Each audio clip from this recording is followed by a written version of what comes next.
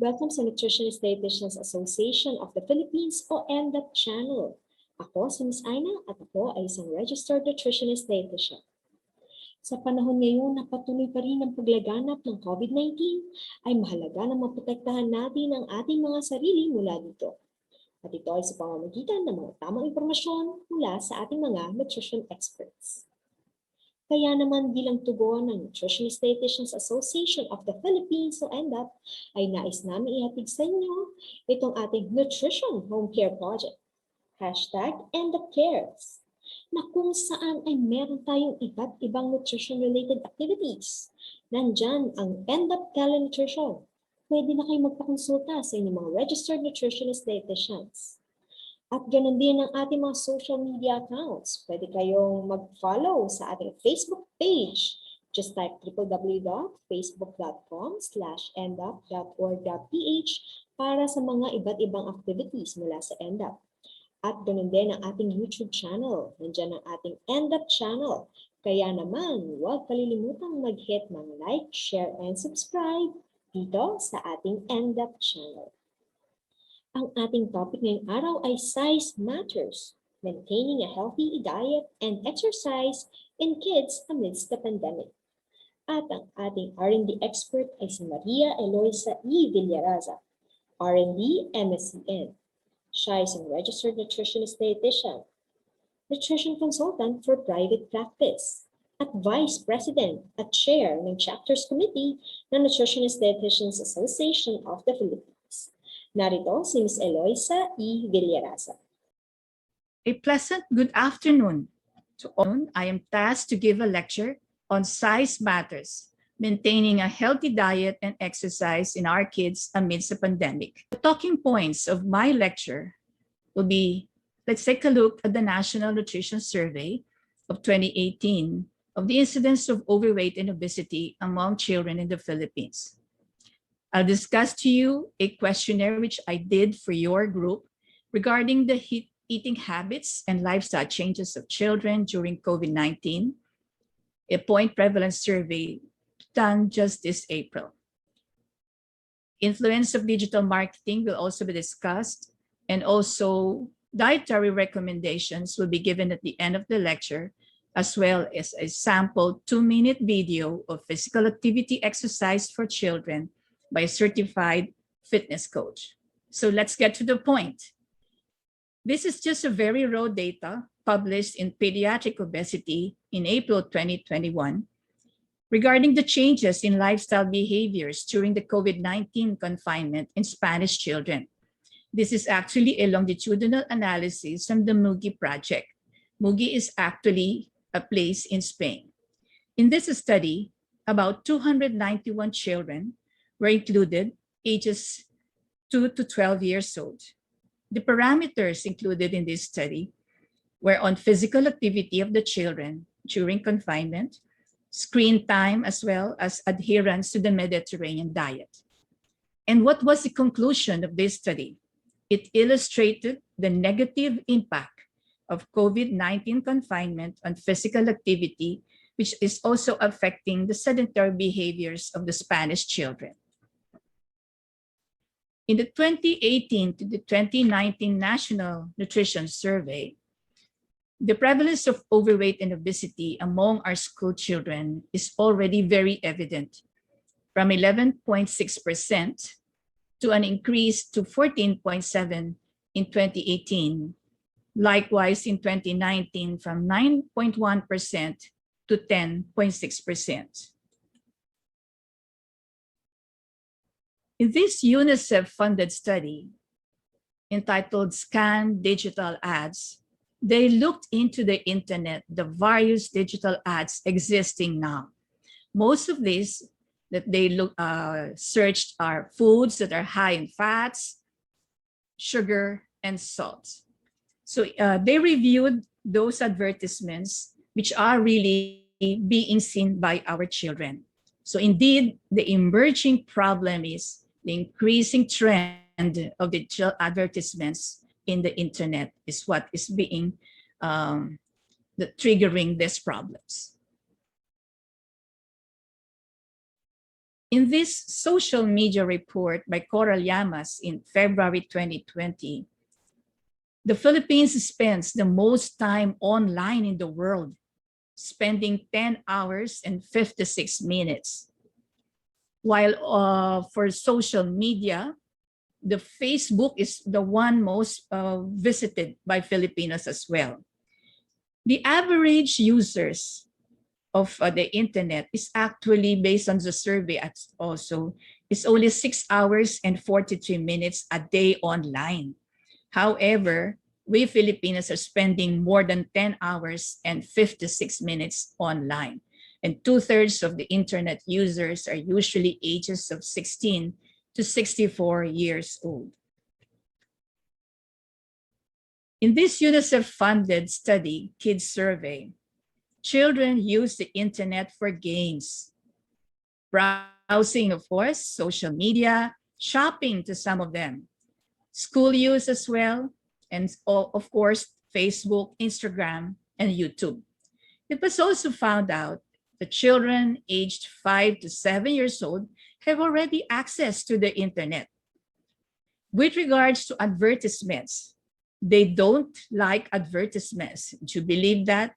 But they like the ads about hamburgers, French fries, pizza, milk, milk tea, donuts, and even instant noodles. These are the advertisements that they really like. And they ask their parents to buy the foods that they see online. Indeed, food advertising triggers the demand. The most searched foods by these children are usually the yogurt drinks, cakes, sweet biscuits, and other pastries. Of course, soft drinks was one of them, ice creams and chocolate. Food and beverage marketing is associated with unhealthy diets and increasing rates, particularly of our overweight and obese population. The Center for Disease-Specific Control and Prevention, during the time of this pandemic, where we have social distancing, recommends the following activities that can be done at home. Example, when the family is watching TV, the family could be engaged in having some kind of family dancing while watching TV, or another that they can catch up on some household chores, like asking them to help clean the house or clean the closets. Some can also do some gardening, go out of the house and do some gardening. Other activities that they recommend are, for example, you can see these children doing some art activity, but not using the hand, but instead of feet. But probably this is a good way also to engage your children into some unusual kind of activity. And during commercial breaks while watching TV, you can ask everybody to have some push-ups of just 4 counts and other calisthenics jobs that they can do while the commercial is going on. We dietitians recommend the use of Pinggang Pinoy, which this one are educational materials which are readily downloadable from the National Nutrition Council website. This is actually a guide to healthy eating. And they were able to produce Pinggang Pinoy for children, for toddlers, even for pregnant and lactating women, and even the adult and elderly. In terms of providing nutrition education to patients, we are able to make individualized meal plan for our patients. This is a sample of a 1,300 calorie to a 1,500 calorie meal plan for a school-age child. We also include in our medical nutrition therapy guidelines for children the inclusion of fluids, how many glasses of water they should be drinking, and also as well the inclusion of milk into the meal plan. The next question I'd like to ask you, do calories really matter? Well, yes, they do. Just look at this 1,500 calories diet on the left side with all the balanced diet of your pasta, you have your protein, you have your carbs, some nuts. And these are 3 whole meals providing to you 1,500 calories. While if you eat outside, this big hamburger and an 8-ounce soft drinks and your French fries in just one sitting will already provide you 2,000 calories, right? Okay. Now, this next slide are what I call the yummy foods. They are really so yummy. Why? Because they are high in fats. And foods that are high in fats are really so yummy. Now, these foods that you see are your donuts. What else? Your breakfast cereals. Included also are your burgers, your healthy snacks that you say, the salty snacks, and the pizza. Children can also be taught to be certified kid plantito or kid plantita. Just to remind you that in gardening, there's also a certain bacteria in the soil which can also trigger the release of serotonin. If you ask these children to help you in gardening, you can also be able to help them improve their mood as well as provide an improved brain function because of this bacteria that we see, Mycobacterium vaccae. Now, for this portion of my presentation, I'd like to introduce to you Mr. Daniel Vasquez, a certified physics coach, and I asked him to give us a few exercises so that our children can also follow this while they are doing their work in the home. And if they cannot go outside, this is worth following too. At the side, you just put it up, shoulder level, and then put it down, and then lateral raise time, shoulder level. Okay, you go down, front, shoulder or eye level can be, and then down, and then lat. So front to lat raise. Okay, exhale when you put your hands up or your arms up. Okay, so next natin, we'll do seated jumping jacks. Okay, so from here lang, chest up, back straight, and then arms at the side. So, pag nag-jump out tayo, arms up. Okay? Jump out. So, para ka lang nag-jumping jacks ng nakaupo. So, make sure when you jump out, you exhale. Okay?